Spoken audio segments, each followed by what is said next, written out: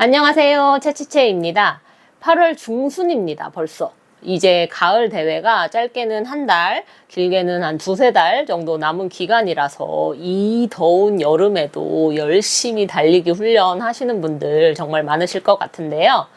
오늘은 여성들만의 고충, 생리에 관해서 오랜만에 허심탄회하게 이야기를 해보려고 합니다.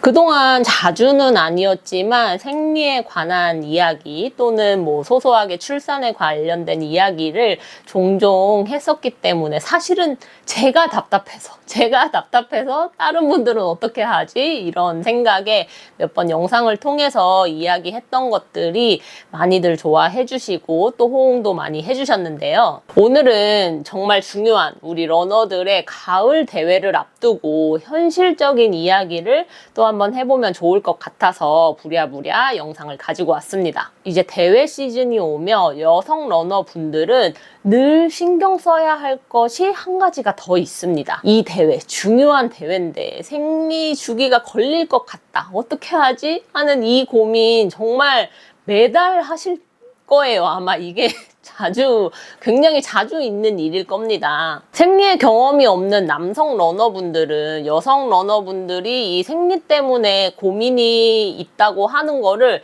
단순히 생리통 때문이라고 생각을 하시기도 하시더라고요. 사실상 여성 러너들에게 배가 좀 아프고 덜 아프고는 사실은 이건 큰 문제가 아닙니다, 여러분. 사실은 달리고 있는 내내 계속 신경 쓰이고 또 내 몸에서 계속 쏟아져 나오고 있는 이 생리혈, 이게 사실은 정말 큰 문제라는 거죠. 아마 많은 여성 러너분들이 첫 번째로 고려하시는 것이 체내 삽입형 생리대, 흔히 말해서 탐폰이라고 불리는 거를 많이 사용을 하실 텐데요. 일반 생리대는 피부에 닿아 있어서 다리를 계속 움직이는 러닝을 하는 움직임에는 굉장히 번거롭고 또 계속 신경이 쓰이는 그런 구조일 수밖에 없는데, 체내 삽입형 생리대는 상대적으로 좀 더 용이하게 달리기를 이어갈 수 있는 장점이 있기 때문에 많이들 사용을 하시는 것 같습니다. 저도 운동을 할 때 거의 생리 주기가 끼어 있는 날이 많아서 그냥 체내 삽입형 생리대를 사용하고 운동을 하곤 하는데, 사실은 대회 때나 아니면은 트레일 러닝을 나갈 때는 조금 이야기가 달라질 수 있을 것 같습니다. 보통은 생리를 짧게는 3일, 보통 5일 정도를 하시는 분들이 많으실 텐데요. 이 5일 중에 모든 날짜가 다 곤란한 건 아니지만 이 중 특정한 한 날에 양이 굉장히 많은 날이 있습니다. 이 날이 딱 하필 하루 있는 이 날이 딱 하필 대회에 딱 걸리면 저는 굉장히 많이 고민을 할 것 같습니다. 왜냐하면 일반적인 일상생활에서는 두세 시간마다 한 번 정도 화장실에 가서 교체를 하면 큰 일이 벌어지지 않는데, 대회나 운동을 과격하게 하는 때에는 게다가 그 날이 양이 많은 날이라면 갑자기 한꺼번에 양이 쏟아져 내리는 경우가 종종 발생을 하거든요. 그래서 대회에 양이 많은 날, 대회 날이다? 이거는 거의 전쟁에 적장에 목을 베러 가는 느낌으로 굉장히 진지해질 수밖에 없습니다. 굉장한 불상사가 일어날 수도 있을 것이라는 그 마음가짐을 가지고 떠나야 해요. 그래서 일단은 CP에서의 화장실 위치 꼼꼼하게 파악을 해야 하고, 또 체내 삽입형 생리대를 착용하고도 일반 생리대까지 이중으로 착용을 해야 아마 큰 불상사를 막을 수 있지 않을까라는 생각을 하고, 그리고 만약에 트레일 대회인데 내가 이동 중에 두세 시간마다 화장실을 가지 못하는 상황이다, 그 정도로 화장실이 없다라고 하면 저 같으면 깨끗이 포기할 것 같습니다. 네, DNS. 그 대회는 갈 수 없어요. 얼마 전에 제가 무슨 기사를 봤냐면 인스타그램으로 본 것 같아요. 어디 마라톤이었나? 어떤 여성 선수가 그 대회에서 우승을 했는데 피니쉬에 들어온 모습이 다리가 이제 쇼츠를 입었는데 다리에 막 피가 잔뜩 흘려서 피가 철철 흘리는 모습으로 피니쉬에 들어와서 우승을 하는 모습이 굉장히 화제가 된 그 뉴스를 봤거든요. 그 기사 내용을 보니까 이 선수가 달리는 중간에 갑자기 생리가 시작이 돼서 터져서 달리고 있었기 때문에 내가 멈출 수 없어서 계속 그냥 이렇게 와서 피니쉬를 했다, 우승을 했다는 식으로 이제 기사 내용이 써 있더라고요. 댓글들을 보니까 많은 분들이 와 정말 대단하다, 막 스포츠맨십 정말 리스펙하다, 막 이런 식으로 칭찬이 되게 많았는데, 제가 정말 장담하는데 운동을 한 5년 이상 좀 종목 상관없이 뭐 러닝이든 트레일 러닝이든 뭐 사이클이든 수영이든 5년 이상 좀 진지하게 한 여성 스포츠인이라면 강도의 차이는 있지만 이런 곤란한 비슷한 경험을 소소하게 몇 번씩은 가지고 있을 거라고 저는 확신해요. 확신해요. 운동을 하면서 그런 일이 없을 수가 없습니다. 가만 생각을 해도 제가 한 몇 년에 했지? 2013년? 그 정도부터 자전거를 타기 시작했고, 그때부터 이제 좀 운동을 많이 했는데, 그러면은 제가 한 4, 5년을 운동을 굉장히 진지하게 계속 하고 있는데, 10년이라고만 해도 한 달에 한 번 생리를 하고, 1년이면 12번을 하고 10년이면은 120번의 생리를 했을 것 아닙니까, 선생님들?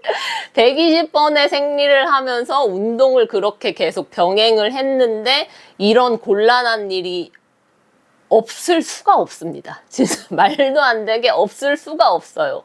저 또한 대회 중에 생리대 물론 다 했죠. 생리대 다 하고 뭐 다 했어요. 다 했는데 갑자기 양이 더 확 쏟아져 내려서 생리혈이 확 넘쳐서 바지를 다 적신 적이 진짜 한두 번이 아니고요. 진짜 갑자기 난데없이 이렇게 쏟아져서 화장실을 찾아 전전긍긍한 때가, 그렇게 막 급하게 달려간 때가 정말 수십 번이에요. 대회나 그런 중요한 날에 생리를 하면서 달린다는 건 사실상 이거 자체로 굉장한 도전이고, 또 참 이걸 말로써 이렇게 말하게 되니까 굉장히 또 서글픈 일이기도 한 것 같습니다. 또 뭐 다양한 생각이 드네요. 네, 어쨌든 기본적으로 이런 상태에서 대회에 참가를 한다. 그리고 두 번째로 생각하시는 것이 아마 경구 피임약을 먹고 주기를 좀 미루는 방법이 있습니다. 이거는 제가 2023년 트랜스 제주 100K를 처음 나갔을 때 사용한 방법이었죠. 피임약을 드셔본 분들은 아시겠지만 이 주기를 늦추는 효과라든지 피임 효과라든지 이런 것을 유지하기 위해서는 생리가 시작할 것 같은 날 2주 전부터 매일 같은 시간에 매일 한 알씩을 계속 섭취를 하는 건데요. 내가 미루고 싶은 날짜까지 계속 한 알씩 먹으면 됩니다. 대회 당일에 이제 대회를 뛰고 있는데 한 30km 정도까지는 괜찮았는데 그 이후부터는 이제 알 수 없는 굉장한 복통과 장꼬임 증상이 막 일어났고, 그리고 막 가스가 터질 것 같은 그 고통으로 겨우겨우 배를 부여잡고 CP에 도착해서 화장실에 갔는데, 그때까지도 저는 뭔가 이게 약에 대한 부작용이 있을 거라는 생각을 아예 못하고 그냥 제가 뭔가를 잘못 먹어서 배탈이 난 줄 알았어요. 근데 이제 화장실에 갔을 때 별로 크게 뭔가 그 해결이 되지 않았고, 그리고 그 날 100K를 계속 완주를 할 때까지도 이 고통은 계속 지속이 되었습니다. 그 대회가 끝나고 이게 왜 그랬을까를 나중에 이제 막 찾아보고 알아보니까 이게 대회 때 우리가 흔하게 경험할 수 있는 이 탈수 증상과 약 부작용이 동시에 일어나가지고 겹쳐서 벌어진 일이었더라고요. 그래서 저는 이번에 세 번째 방법을 고려하고 있습니다. 이번 2026년 10월 초에 트랜스제주 100K 세 번째 도전을 앞두고 있는데요. 저의 6번째 100K 도전이기도 하고 트랜스제주 100K로는 세 번째 준비 중입니다.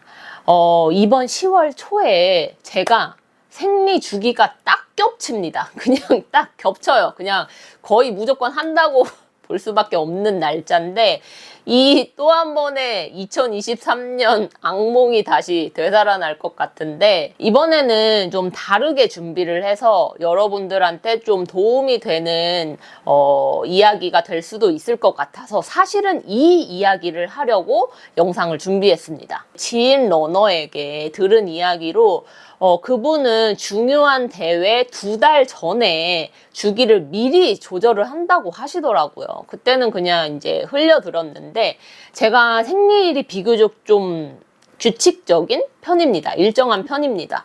28일에서 32일 사이로 이제 왔다 갔다 하고 보니까 보통은 월 초에 생리를 하더라고요.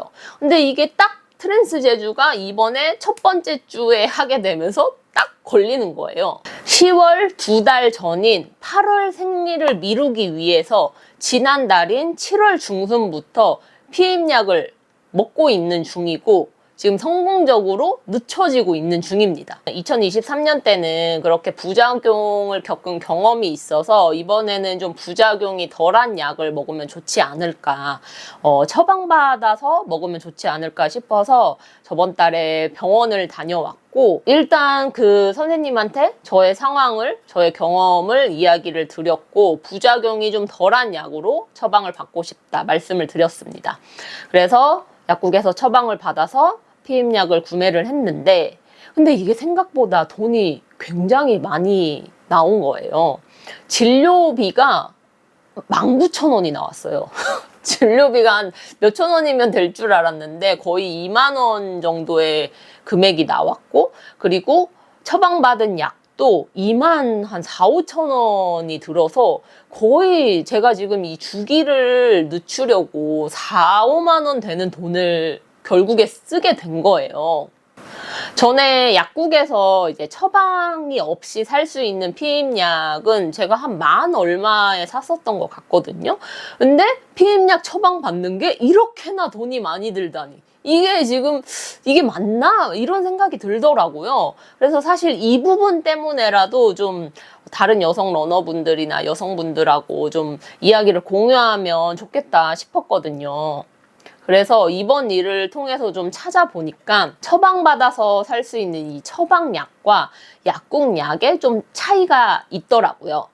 피임약 뭐 2세대 피임약, 3세대 피임약, 4세대 피임약 이런 식으로 종류가 나눠져 있는데 간단하게 말씀을 드리면 안에 들어있는 황체 호르몬의 차이로 구분이 지어진다고 해요. 약국에서 처방 없이 살 수 있는 게 2세대 피임약이고 그리고 처방약이 3세대 피임약, 4세대 피임약인데 이 피임약의 차이는 피부나 붓기 같은 이런 미용적으로 3세대, 4세대 피임약이 조금 더 효과가 좋다고 합니다. 그리고 여드름 개선이나 PMS라고 하죠. 생리전 증후군을 개선하는 목적으로 처방을 받을 수 있는 약이라고 합니다. 그런데 이 약이 정맥혈전증의 위험도가 2세대 피임약보다는 조금 더 높다고 해서 전문의의 상담을 통해서 개인 상태를 정확하게 파악하고 처방을 받기 위해서 이렇게 구별이 된 거라고 합니다. 그래서 결론적으로는 이제 사실 특별한 증상 없고 PMS 같은 특별한 증상 없고 단순 주기 조절용이면은 그냥 처방 없이 약국에서 쉽게 살 수 있는 그런 경구 피임약을 사서 복용을 하면 될 것 같습니다. 근데 어쨌든 간에 저는 이제 부작용의 경험이 한번 있었다 보니까 괜히 좀 걱정되는 마음에 그리고 한번 의사 선생님 만나서 이야기도 겸사겸사 하면 좋을 것 같아서 처방을 받아서 이 약을 먹고 있고요. 한 3주 정도 네, 3주 정도 복용을 한 것 같습니다.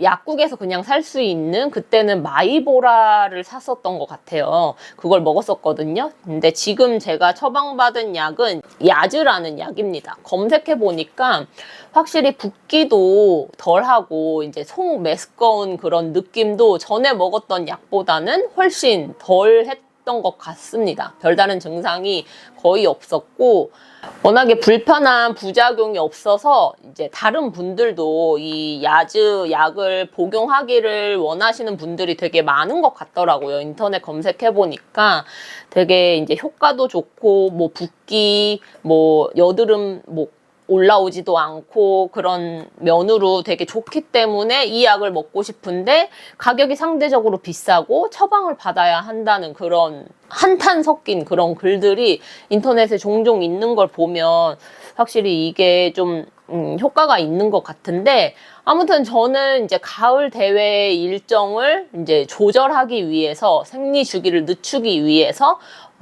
마치 여름에 2달 전에 대단한 결의를 가지고 계획을 수행하는 것처럼 이렇게 매일 한 알 한 알씩 먹고 있는 중입니다. 저처럼 가을 대회에 장거리를 계획하시고 계시는데 생리일이 불안불안하다 하시는 분이 계시다면 한두 달 전에 주기를 이렇게 미리 조절하는 방법도 한번 고려를 해보시면 좋을 것 같고 중요한 그 당일 날에 미루는 것보다는 미리 맞춰두는 게 컨디션 면에서도 좀 더 좋지 않을까.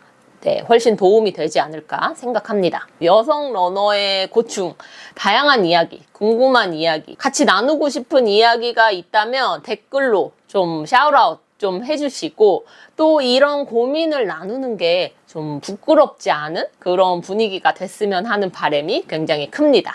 자, 오늘 영상은 여기까지. 다음 영상에서 만나요. 안녕!